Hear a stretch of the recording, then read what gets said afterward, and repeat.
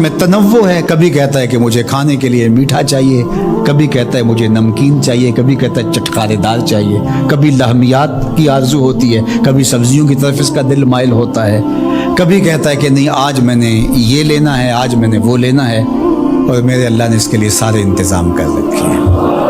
اللہ اکبر۔ اور جس کو ایک چاہیے اس کو ایک ہی دے رہا ہے، اور جس کو جتنا چاہیے اس کو اتنا دے رہا ہے۔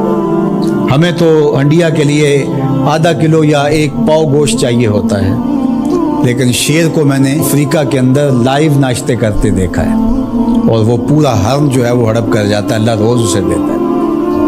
ہنس ایک پرندہ ہے، وہ سچے موتی کھاتا ہے، اور سچے موتی پنساری سے آپ لینے جائیں تو تولوں ماشوں میں ملیں، اور وہ بھی لاکھوں روپے میں، اور وہ بھی تیقن سے آپ نہیں کہہ سکتے کہ اس میں دو نمبری تو نہیں ہے، یہ واقعتاً صحیح ہے، چونکہ آج کل تو یہ چیزیں چلتی ہیں، لیکن اس کو پیٹ بھر کے چاہیے ہوتے ہیں صبح شام دوپہر۔ اور دنیا کے اوپر ایک ہنس نہیں رکھا ہوا اللہ نے، لاکھوں ہنس، کروڑوں ہنس دنیا پہ پائے جاتے ہیں، اور ان کو اربوں موتی روز چاہیے، اللہ روز عطا کر رہا ہوتا ہے۔ تو یہ ہے اس کی ربوبیت، جس کو جو چاہیے وہ عطا کر رہا ہوتا ہے۔ رب العالمین، تمام جہانوں کا پالنے والا ہے۔ رب کا معنی علماء نے یہ کیا ہے، حضرت عبداللہ ابن عباس فرماتے ہیں انہ مالک الدنیا وانہ مالک الاخرى، یہ دنیا کا بھی مالک ہے اور آخرت کا بھی مالک ہے۔ رب یہ صرف دنیا میں ہی نہیں، آخرت کے اندر بھی اس کے خانے کرم پہ لوگ پل رہے ہوں گے، اور دنیا میں بھی اس کے خانے کرم پہ لوگ پل رہے ہیں۔ اب عالم کیا ہے؟ ما سوی اللہ کو عالم کہتے ہیں۔ علماء نے اس پر بہت کچھ لکھا، لیکن حضرت وہب بن منبہ رضی اللہ تعالیٰ عنہ فرماتے ہیں کہ 18,000 عالم ہیں، ان میں سے ایک عالم یہ عالم دنیا ہے۔ بہت ساری چیزیں ہیں، ہماری انسان کی پہنچ ہی وہاں تک نہیں ہے۔ وما یعلم جنود ربک الا هو، اللہ کے لشکروں کو کون جانے؟ اللہ وہی جانتا ہے اس نے کیا کیا پیدا کیا۔ انسانی مرغ عقل تھک کے گر جاتا ہے۔ اللہ اکبر۔ تو کہا رب العالمین، تمام جہانوں کا پالنے والا۔ اچھا، یہاں رب المسلمین نہیں کہا گیا، رب المطیعین نہیں کہا گیا، رب المتقین نہیں کہا گیا، صرف نیکوکاروں کا، اچھے لوگوں کا رب ہو۔ جو نہیں مانتے وہ ان کا بھی رب ہے، جو انکار کرتے ہیں ان کا بھی رب ہے۔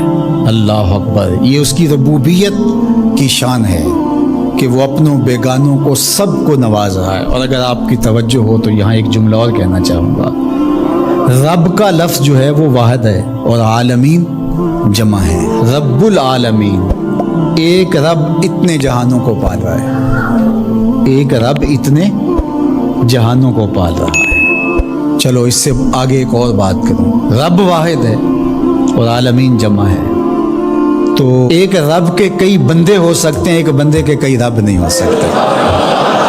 اس لیے رب کو واحد رکھا، عالمین کو جمع رکھا،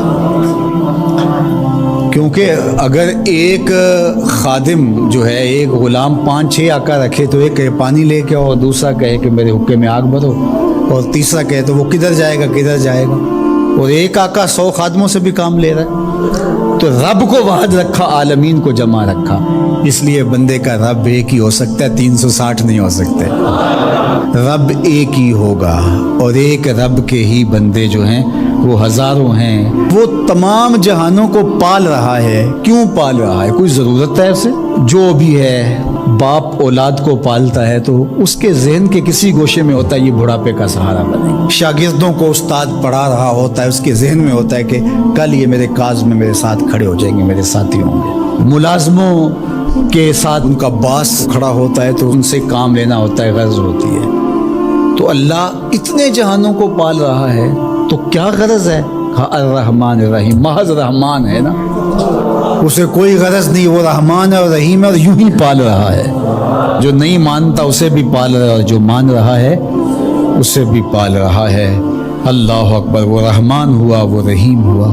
ایسا نہیں ہوا کہ ایک بلی کو بہت زیادہ خوراک دے دی گئی اور وہ پھول پھول کے ہاتھی جتنی ہو گئی، اور ایسا کبھی نہیں ہوا کہ ایک ہاتھی کو خوراک کم ملی اور وہ چوہے جتنی رہ گئی۔ جس کی جو فطری استعداد ازلی جو اس نے خود مقرر کی ہوئی ہے، اس کے مطابق اس کی گروتھ ہوتی ہے، اور اس کے مطابق اس کی تربیت کرنا ہے۔ خلاصہ ہے پورے قرآن کا سورہ الفاتحہ، جو سارے مضامین ہیں پورے قرآن میں وہ سمٹ کے سورہ فاتحہ کے اندر آ گئے ہیں۔ تو اس کا آغاز اللہ کی حمد سے ہو رہا ہے۔